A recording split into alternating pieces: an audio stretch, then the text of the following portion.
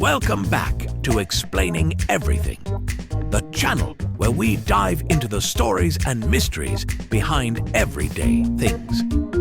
Today's question comes from one of our curious viewers, Amelia Gienna. Thanks for the suggestion, Amelia. You asked, why does Swiss cheese have holes? If you've ever stared at a slice of Swiss cheese and thought, did someone take a hole punch to this? You're not alone. These mysterious gaps aren't just for show.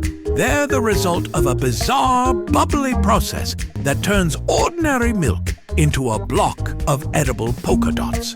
So, if you've ever wondered how Swiss cheese got its signature look, or if the holes mean you're getting less cheese for your money, stick around as we crack open the science and history behind those famous holes, right here on Explaining Everything.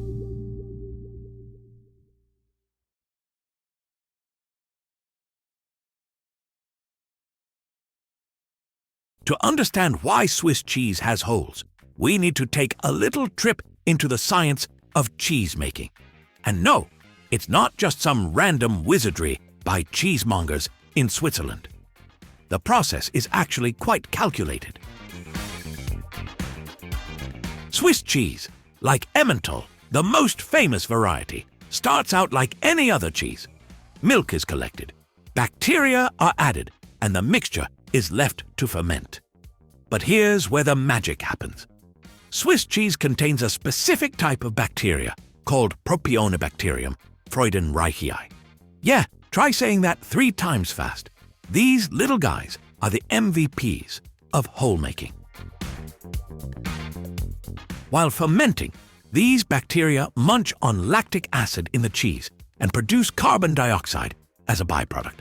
And just like when you drink too much soda and need to burp, the cheese starts trapping tiny gas bubbles inside. But unlike humans, cheese doesn't have lungs to exhale the gas, so the bubbles get stuck, forming those signature holes. Now, here's where things get even weirder. For a while, cheesemakers noticed that Swiss cheese wasn't developing as many holes as it used to. Conspiracy theories started flying. Was it global warming? Were the bacteria going on strike? Had the Swiss government banned holes to maintain a more serious cheese aesthetic?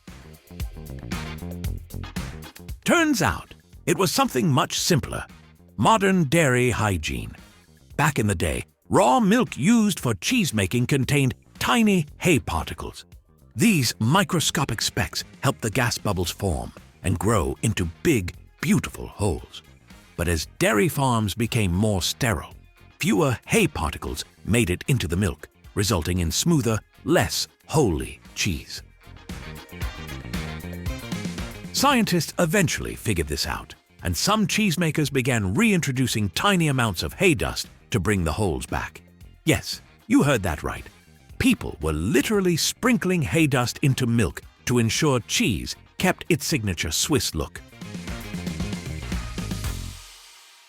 You might assume that the bigger the holes, the better the cheese, right? After all, more holes equals more character. But not so fast.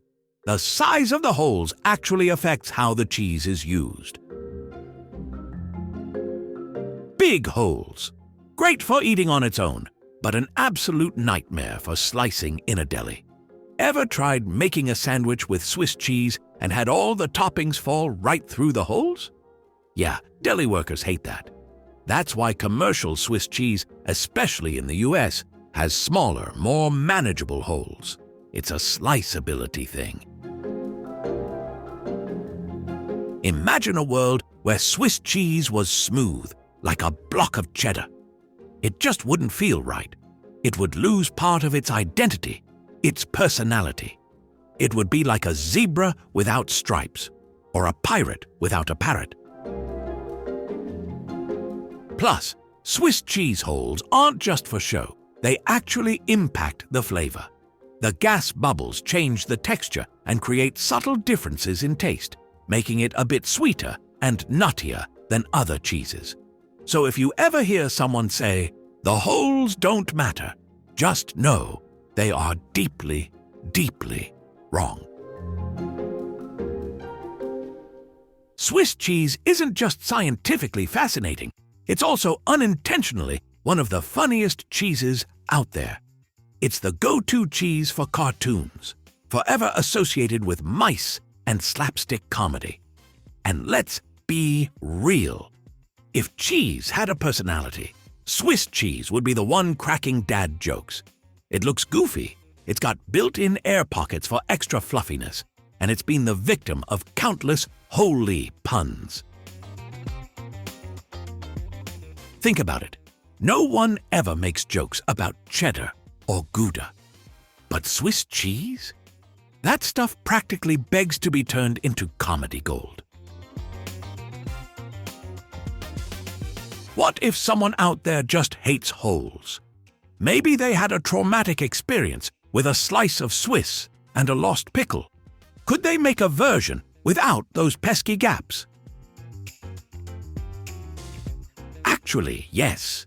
Cheesemakers can control the hole size or even eliminate them completely by tweaking the temperature, fermentation time, and bacterial activity. In fact, some Swiss-style cheeses, like Baby Swiss and Lacy Swiss, have much smaller holes because they ferment at a lower temperature.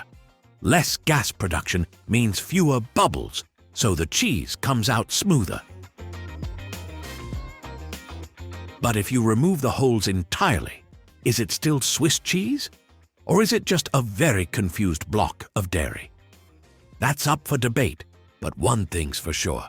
Without those famous holes, Swiss cheese just wouldn't have the same, character.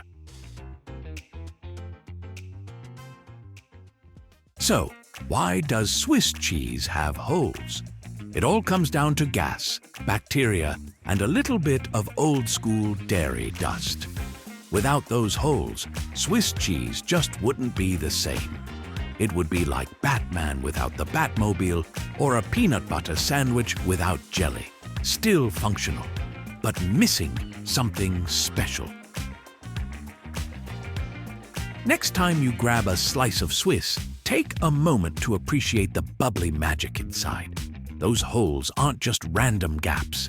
They're the result of centuries of cheese-making genius. And now you'll have an absolutely ridiculous amount of trivia to share next time you're making a sandwich. Just try not to drop all your toppings through the holes. And that's the whole story. If you enjoyed this cheesy deep dive, be sure to like, subscribe, and hit the notification bell so you never miss an episode. And if you have suggestions for our next video, feel free to share them in the comments below. We'll be sure to give you an acknowledgement for your contribution. Thank you for tuning in, and join us next time here in the channel that answers all the why, what, who, where, and how questions you've always wondered about, here on Explaining Everything.